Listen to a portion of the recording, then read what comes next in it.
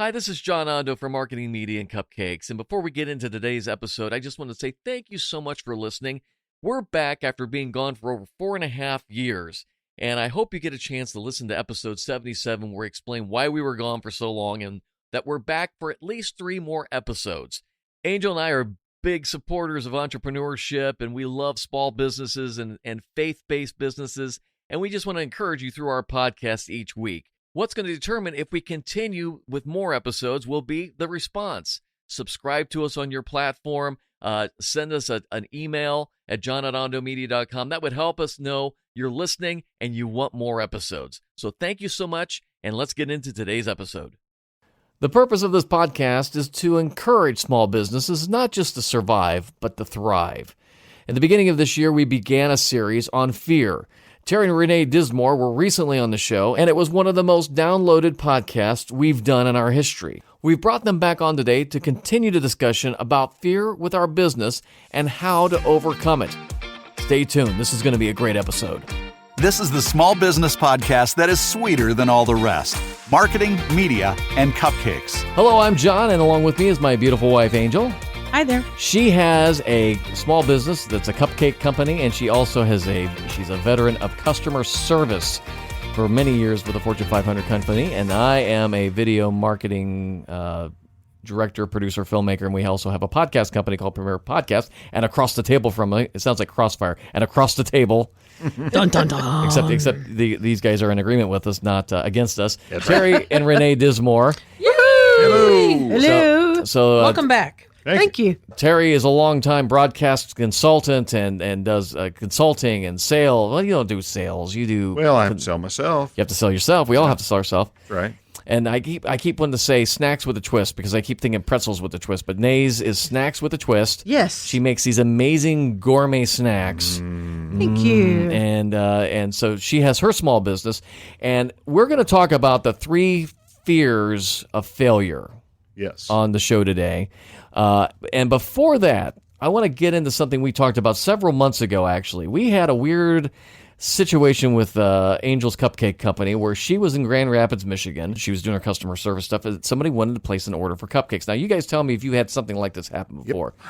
So she calls me up, and she's like, John, I got this order. This guy wants to do like 400 cupcakes. It was like a $2,000 or $3,000 order, which is like, we don't do that. And it was like he needed these cupcakes, and he lived in Mississippi, and nothing made sense. And I said, I don't know what's going on here, but this doesn't feel right, and it's too big of an order, so just tell him this is too big of an order, no thank you. And we actually came on the podcast and talked about we didn't feel comfortable with this, and we actually ended up talking to some friends and got some interesting insight. I was curious, have you guys had that happen to you too? With similar things. So what have you found out? Because we kind of found out the scam to this. It's the old Mississippi cupcake routine. Well, I've had huge orders and that I knew were for real because, you had prepared the ground. You'd had some conversation before. Yes, I had conversation. Because this guy was ready to give us a credit card number and make it happen. So it was like not like he was, faking the cash to us, but so was it like that too, huh? But I did have one where a guy from Lexington, Kentucky said he wanted to order 500 bags, and in the talking with him, and some of the things he said just didn't ring true, and turned out he was a scam artist, big time. So the more urgent, it is, and the more unusual it is, the closer it is to fake. I'll be honest, when our friends were explaining it to me, I don't quite get how they would have, but they somehow would have canceled the order and been able to get their money back, yet I would have been on the hook for the money that was taken or given to me. So can you explain that at all, Terry, from your standpoint? Not really, but the liability falls on the business because it's just like last summer, I had somebody take my credit card and use it at the place up north, Cedar Point. Cedar Point. Yeah. And they used it for a fairly high amount of money, like $400 or $500. Wasn't what you're talking about, but it was enough. And they had used to get it, they had used a email that was very similar to mine. They had used a name that was very similar to mine. So the way that happens, though, is that they are able to get the money into their account, and you have to refund it to them. It doesn't happen until they cancel the order and you refund the money. When that happens, it comes out of your account, not theirs. And so they use a fake card to get the money. It's all, I mean, it's kind of, I've seen people do stuff before where it's like, oh my gosh, if you would spend 5 minutes using your brain positively, you can make a whole lot more money than you are through this scam. Mm-hmm. So if you're a small business and this has happened to you, hopefully you've not gotten bit by this bug. But that's what we've learned, small businesses. So if it's the old, if it sounds too good to be true, it probably is. It's the old too good to be true trick. Well, Terry, we had you and Nay on a few weeks ago, and we talked about fear. And I wanted to expand that discussion a little bit because it does become something that grips small business people, not just families, but small businesses. So tell me a little bit more about what you fear. I asked on the last podcast that we did with you guys, I asked the three of you what your biggest fears were. Yep. Nobody asked me what mine was. We didn't. What's sure your biggest didn't. fear, Terry? Inadequacy. That my answers will be inadequate for the need. And they're not always. But when you go through the things that we've been through, you have that nagging little, hey, you screwed up that time. Well, I know I did. Thanks for the reminder. Nay had been through and told a story in the last podcast that we were with you guys that she had that as part of this failure, we had a friend that his wife, what did she do? This lady, she said her husband had they had a business failure. They were in much, much better financial circumstances than us. Much. And did I say that strong enough? Let's say it together. Much. Got it. I'll add some reverb maybe to that. Okay, that'd be great. Yeah. Much. I love it. And I said, well, you need to have him step back. And she's like, oh, no, I told him he couldn't. He had to get out there and get something, anything. Do you think that's fear speaking her? She was afraid that he wouldn't move again, or it would be a lack of money, or what would? I think, she's used to a certain Lifestyle that wasn't going to be affected. It would still take the fear. years for their lifestyle to be affected. I had another friend. Her husband lost his big time job. Big. They tightened their belts immediately. Started living unbelievably frugal. So much so that it was like, really? I mean, I thought you guys were pretty set financially and all this and everything. Well, we are, but fear, said, oh, no, we cut out everything. You can't do that. You do need to take a step back when things happen and look at everything. That's wisdom. Well, it is wisdom, and that's when you cut fear.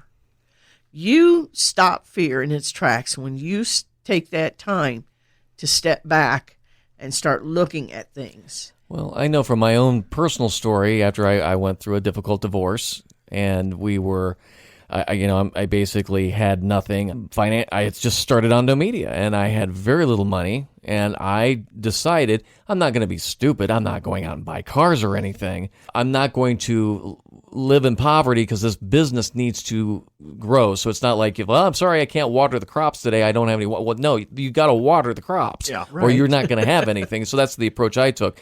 I wasn't going to allow fear to happen like that, and I'm going to go in fear and I'm going to lock everything down. Well, you can't grow if you are in fear and you're shutting stuff down. At least that's the way I viewed it, and I may be wrong, but it worked for me. Angel, you notice a pattern here? Have you noticed a pattern in this? You can say no. No. But I'm slow sometimes. Well, no, but you've lived it. Oh. You've lived it. I was like, what am I living? Yeah. So in each case that we've mentioned so far, it's an idea that you've put a tool in place of a passion. So money at all times and in any circumstance is only a tool. It never is anything more than a tool. It is never anything less than a tool. It can be used as a tool for measurement. It can be used as a tool for accomplishment, but it cannot be used as a passion. So often people get that confused in the sense of, I've lost my job, therefore I don't have my security blanket. Right. I don't have that safety net.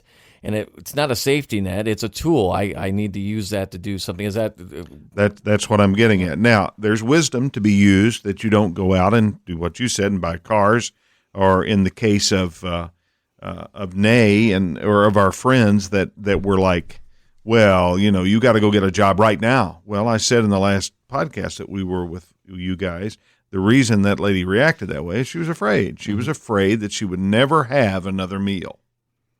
Well, how stupid is that? Mm-hmm. I mean, really, when you think about it, we could lose everything. I call it the hangnail principle. Mm-hmm. It's kind of like, I've got a hangnail. I could have a sore spot there. I could get infected. That could get gangrene. I could lose my arm. I'm going to die. Oh, God, you just described my daughter. Well, but aren't there I love you. Yeah. But we don't go the reverse. But Yeah. she got it from me. I'm just going to be honest. Yeah, but that can be overcome. But it's a running joke in one of my friend and I, when I tell her I have a headache and she's like, it's a tumor. I'm like, I know it's a tumor. Don't have a tumor. Exactly. Yeah, exactly. But no, she gets it from me. I got it from my mom. If you're listening, Mom, love you too. It Thanks just for the it's gift. It's the worst case scenario mentality. So Terry, how do we do this then? If we've had maybe failures or different perspectives, how do we get around these things when we're dealing with a failure with a business or whatever's going on? Well, one is perspective. Nay had a good point there a minute ago that we have the hangnail principle. I'm going to get gangrene, my arm's going to fall off, I'm going to die. And you started to say, but we don't have it the opposite way. Oh, I found a penny. Ooh, by the end of the week, I could find $50,000. Well, by next year, I'll be a multimillionaire. We do not go up positively. We always go down into the negative.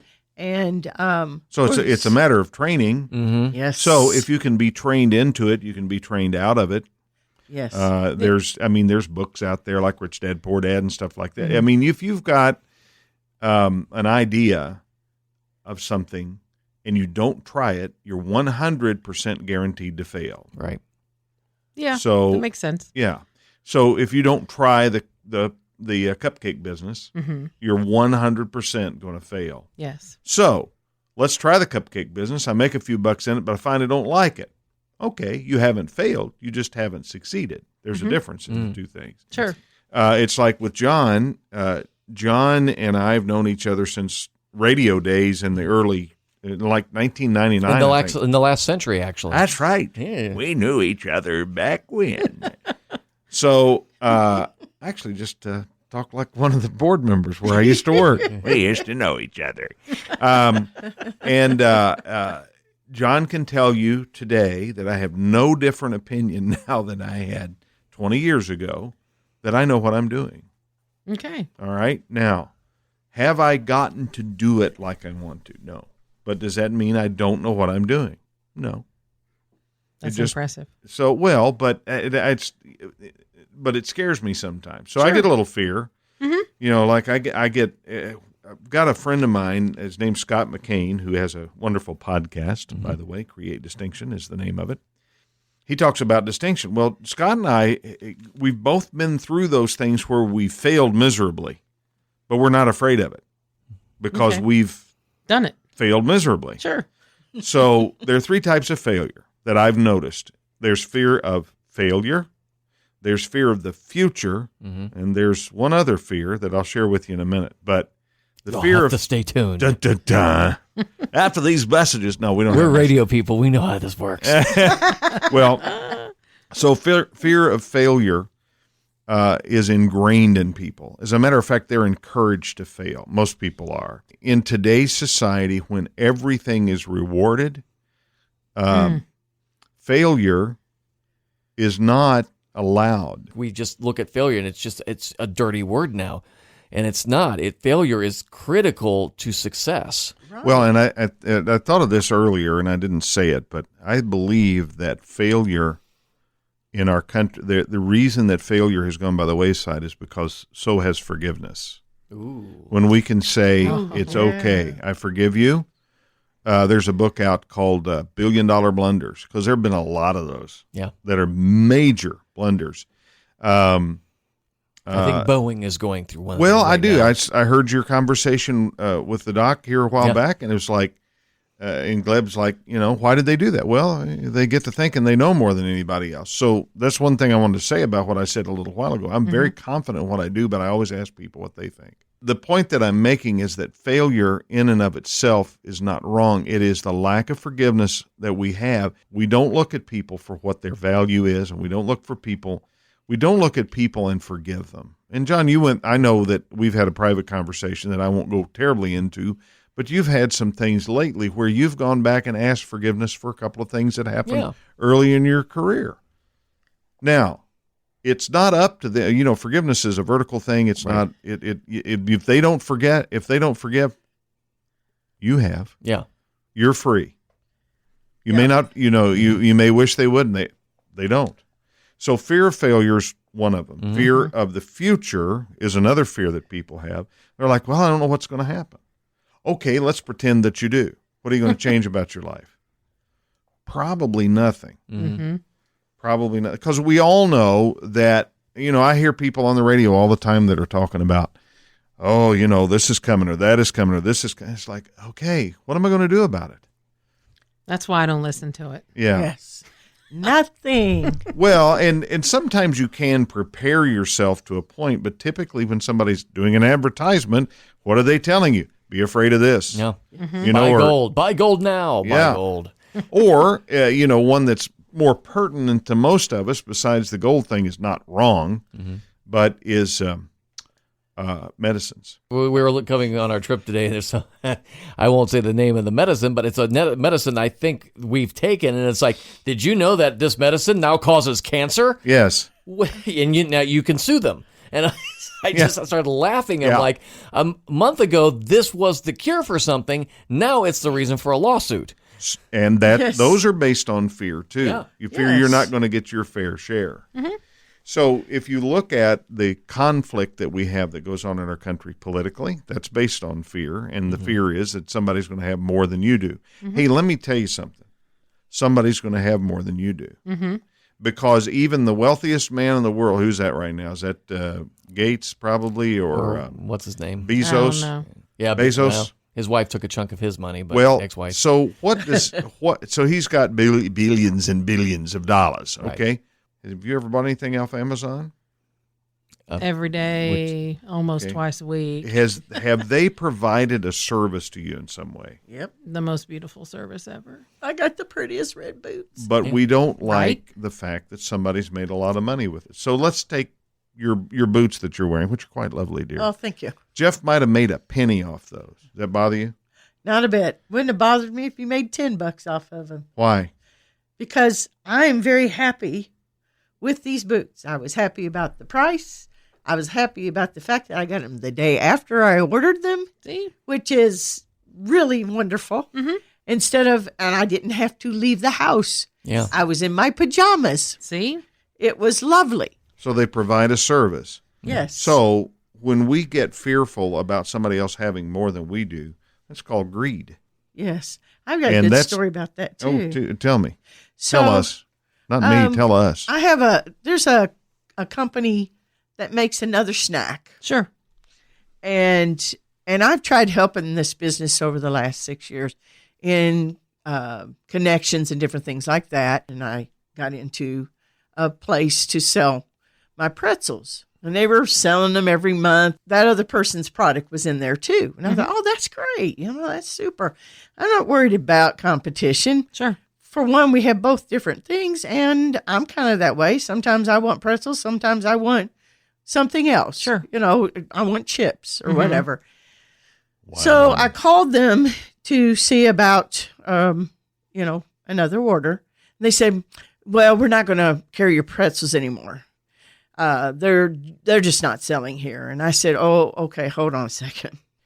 You have been buying every month for the last 5 months, and they're selling. If you don't want to sell them anymore, that is fine, but please do not lie to me. Mm-hmm. Do not tell me that they're not selling, because You've been buying them. You've been buying them. Yeah. Well, they didn't speak, say anything more on the phone to me. And I said, it's fine. I'll come and take the rest of the product. Well, there's not any left, which just aggravated me to no end. I'm like, oh, okay. And I said something about it. I said, so you did lie to me. And I said, So that's not selling, but we don't have any of them. but we don't have any left. And so, It's the old. Never mind. see, that's another fear of It's a fear of lack. It's a poverty mentality. Yeah, it is very much a poverty mentality, but also there's plenty of business when you have that abundance mentality. abundance Yes. mentality. You're going to grow regardless. You will grow because Because abundance will push away fear. Yes, Yes. Now, it absolutely. doesn't mean that if you have abundance, it means if you have an abundant attitude. attitude. So poverty is not lack of money; it's fear of lack. Mm-hmm. Well, let me talk about the last fear because I Please. know we're probably running a little close on time. Would you have a question? No, I was going to say I want that cliffhanger because you didn't tell us number Yeah, I'm 3. sorry. Okay, so the last fear is fear of success. Is that disappointing? No, that's Have you been holding your breath the whole time? I noticed she was blue over Sorry. there for a little while. Edit that out. no. I think, I liked it. but that's your thing. We've talked about that. I really don't fear failure as much as what do I do, because I've been down that road. The success road's one I don't know Yeah. that well. So Yeah. it's like, what do I do if suddenly we're cranking along? And for me, the biggest thing is, John, you're doing really well. You need to hire people to start doing what you love to do. Yeah. That's not something that fear, because this only works when I have my Yeah. hands in the mixer. And the same thing with her cupcakes. She has the magic. Okay, so what if somebody came along and said, I could make you a millionaire if you'll let me help you grow your business? Right. And there are many people out there that will help you do that. We know the story of Cheryl Kruger, who's the lady that started Cheryl's Cookies. Right. Well, she worked for Mr. Wexner and was a successful business lady with him. Mm-hmm. And she decided she wanted to start making cookies. So she started making cookies at night in her house. And she became very successful at it. And over a period of time, he put some money into the business. She wound up selling it, and I read this online, so I don't know how accurate it is, but she wound up selling a cookie company that she started in her garage for $40 million. $40 million. Do you think she ever was like, it's just not worth that? There might have been a time that she didn't, but she had people around her. She surrounded herself with, Right. You know what? That is a good business. That's a good business. Now, since then, we've gotten to know her a little bit and have gotten to participate a bit with our company. And we've had a few people that are like, well, that's not fair. Well, why is that not fair? Yeah. Well, the reason it isn't fair is because you didn't position yourself to be in that place of influence. Yes. All we did to do it, all Nay did to do it, was 6 years of hard work to make sure that her stuff looked good. And then when the opportunity came, it looked good. We didn't go into the store the day that we met them thinking, oh, this is going to turn out great. We just thought we do the same thing we've always done. The reason that we don't have to fear success is because we know it's going to come. And the reason we fear success is because we know how to handle failure. Right. We don't know how to handle success. What makes us think that we're going to be any more good at handling success than we are failure? And why do we fear success? Is because we don't know what to do with it, and we don't know. This is a poverty mentality. We think it's going to go away. Or we don't deserve it. It was a fluke, and I don't deserve it. I don't deserve it, So that is now, and that's a fear of adequacy, which goes back to what I talked about a while ago. You have a Right. fear of being adequate to the thing. Let's be honest. What was so much better about Bill Gates than somebody else that was in school with him? He wasn't afraid of succeeding. Right. Or Steve Jobs, or Wozniak, his partner, knew technically what to do, but Steve was not afraid of succeeding and had a horrible failure right in the middle of all of it. He got kicked out of Apple. We picture Apple as Steve Jobs' company now, but he was kicked out, and they had a guy from Pepsi running it for a while. Yeah. And And really, Apple's biggest success came after jobs came back. Yeah. And after he was allowed to fail for a while and come back and go, here's what, so here's the deal. When you put your vision in place on your cupcakes, now your job to grow it, and this is true for all of us sitting around the table today, in order to grow our businesses, we have to be willing to allow them to struggle. It's just like exercise or anything else. Things aren't going to grow until we allow them to struggle. We're not going to put them in the place of failure. Well, why? Why are we not going to put the guy Jack Welch that ran General Electric for several years would promote the ones that had the biggest failures? Because they weren't going to let that happen again, but they knew why that had happened in the first place. As a matter of fact, the guy that he promoted to the head of, or that he encouraged to be the head of GE after him, was a guy that had the biggest failure in there. And you hear that all the time, and the reason it is they understood forgiveness, and they understood the importance of allowing something to fail. Right. You don't do it on purpose, but unless you have the risk of failure, you can't have the risk of success. That's true. And so that's a fear of success that we have to get beyond in order to grow our businesses into very profitable small businesses. Because typically, if it's just us doing it by ourselves, we're going to get to a point, and it may make the mortgage payment, but it's not going to grow enough so that it's influential in other people's lives. Terry and Renee Dismore are our guests today. They're awesome. Amazing, as always. Thank you. Tell us how to find out more about what you guys do. Well, I am at snacksbynay.com or on Facebook, Snacks with a Twist, and the other one, Terry? Instagram. Snacks with a Twist. And I can be found at prosperlead.com. Contact them. They love sharing, as you can tell, and training. And if you want to find out more about Marketing, Media, and Cupcakes, Ondo Media is our production company for video production. If you have a podcast that you're looking at having improved, Premier Podcast is our podcast production company. And if you're in Central Ohio and you need a good cupcake, Angel's Custom Cupcake. No, if you need a great cupcake. That's true. See? Yeah, So- they're pretty Nice. spectacular. Yes. Follow us on Instagram and on Facebook and anywhere else you can follow us, and we will continue to encourage you to live the dream. Connect with John and Angel via Facebook and Instagram and let us know your thoughts. Marketing, Media, and Cupcakes is a production of Ondo Media.